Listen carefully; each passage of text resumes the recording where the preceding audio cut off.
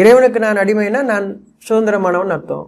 உங்களுக்கு நானோ எனக்கு நீங்களோ அடிமையாக இருந்தால் சுதந்திரம் இல்லைன்னு அர்த்தம்.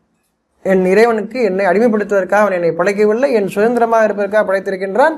அங்கே அடிமை என்பது என் இறைவன் என்னை வழிநடத்துகிறான் என்பதுதான் அங்கே அடிமை. என் வாழ்க்கை வாழ்வதற்கு எனக்கு வழிநடத்துவன் என்னுடைய இறைவன். அப்ப இறை அடியார்கள் உங்களுடைய வாழ்க்கையை திருப்பதற்காக வருகிறார்களே தவிர அவரை பின்பற்றி எனக்கு பின்னாலே வாருங்க, நான் முன்னாடி போறேன், எல்லாரும் முன்னாடியே வாங்க, அதை சொல்லல. அவங்க உங்க வாழ்க்கையை நீங்க வாழ்றதுக்கான வழி சொல்லுவாங்க. அவர் உங்களை சுதந்திரமாக்குவார்கள். நல்ல வாழ்க்கை வாழ்றது உங்க வாழ்க்கையை நீங்க வாழ்றது. என் காரியத்தை நீங்க செஞ்சுட்டு இருந்தீங்கன்னா உங்களுக்கு சுதந்திரம் இருக்கு. ஒவ்வொருவருக்கும் உணர்வில் அறிவிக்கப்படுகிறது. இறைவன் அறிவிக்கின்றான், அங்கே உள்ளத்தில் அறிவிப்பது.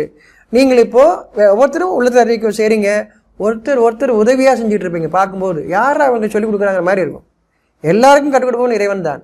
ஆனால் நீங்கள் வாழ்ந்து வரும்போது ஒவ்வொருவர் மற்றவருக்கு உதவியா இருப்பீங்க. இது இறைவன் உங்களை அடிமைப்படுத்தி வச்சிருப்பதுன்னு அர்த்தம். இறைவன் உங்களுக்கு நல்லதானே சொல்லிக் கொடுக்குறான். நல்லது எது கெட்டதுன்னு சொல்லிக் கொடுக்குறான். நீங்க நல்லது எதுன்னு அறிவிச்சதுக்கு அப்புறம் நல்லதானே வேணும். நல்ல வாழ்க்கை விட நல்லதானே வேணும். உங்களுக்கு உங்கள் உணர்வு அறிவிக்குது. அதை கேட்டுட்டு வாழ்ந்து வரும்போது கெட்டது பக்கம் போனீங்க அப்படின்னா நீங்க மனிதரை பின்பற்றுங்கன்னு அர்த்தம். ஏன்னா இறைவன் உங்களுக்கு கெட்டதை செய்ய சொல்ல மாட்டான். இறைவனுடைய அடியார்களும் உங்களுக்கு கெட்டதை செய்ய சொல்ல மாட்டார்கள்.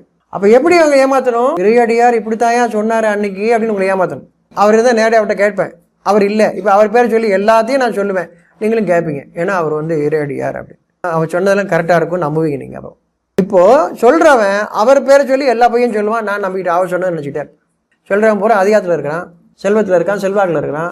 அப்போ நான் என்ன செய்ய முடியும்? சொல்லதான் கேட்கணும் இல்லையா? அப்போ சிந்தித்து செயல்படுவதாக இருந்தால் எனக்கு அதை பற்றி கவலை இல்லை. சிந்திக்க விடாமல் இருப்பதற்கு உங்களை அடிமைப்படுத்தினார்கள் யாரோ ஒருத்தரும் கவனிச்சுக்காங்க. உங்களுக்கு ஒரு விதி கொடுக்கப்பட்டிருக்குது, அந்த விதியின்படி நீங்க செய்யுங்க, விதியை மாற்றாதீங்க. ஏன்னா விதி சரியா கொடுக்கப்பட்டது இறைவனால், அதனால அதில் தவறே கிடையாது. அப்ப இறைவன் தான் அறிவித்தல் எப்படி தெரிஞ்சுக்கிறது? நல்லது கெட்டதுன்னு உனக்கே புரிஞ்சதுக்கப்புறம் செய்ப்பான்னு தான் சொல்றானே தவிர நான் சொல்லிட்டேன் கண்ணை முடிட்டு செய்யணும்லாம் சொல்ல.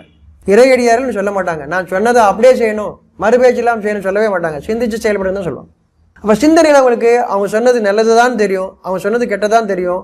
இப்பயும் அவங்களுக்கு தான் முடிவு கொடுக்கப்படுது, நீங்க என்ன செய்ய போறீங்க. இப்போ அப்ப நல்லது தான் செய்யணும் கூட இல்லை, நல்லது செய்யணும் கெட்டது செய்யக்கூடாது, இவ்வளவுதான் தவிர இப்ப நீங்க தான் முடிவு பண்ணணும்.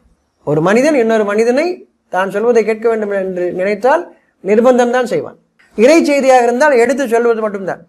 ஆனா நீங்கள் இறை நம்பிக்கையாக இருக்கிறீர்கள், உங்களுடைய வலியுறுத்தின் காரணமாக சருகுகிறீர்கள், சொன்னா கேட்பாங்க தெரியும்போது இப்ப நிர்பந்தம், நீ செய்யலைன்னா உனக்கு கிடையாது பார்த்துக்கோ.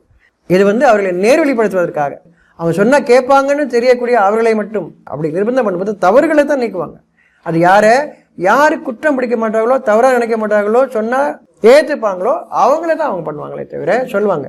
கெட்ட வழிக்கு இல்லை, நல்ல வழியை விட்டு நீங்க விலகி இருக்கீங்க, அதை நினைவுபடுத்தி அவங்களுக்கு வேண்டாம் செய்யாத அப்படின்னு அவங்கள மட்டும் தான் சொல்லுவாங்க.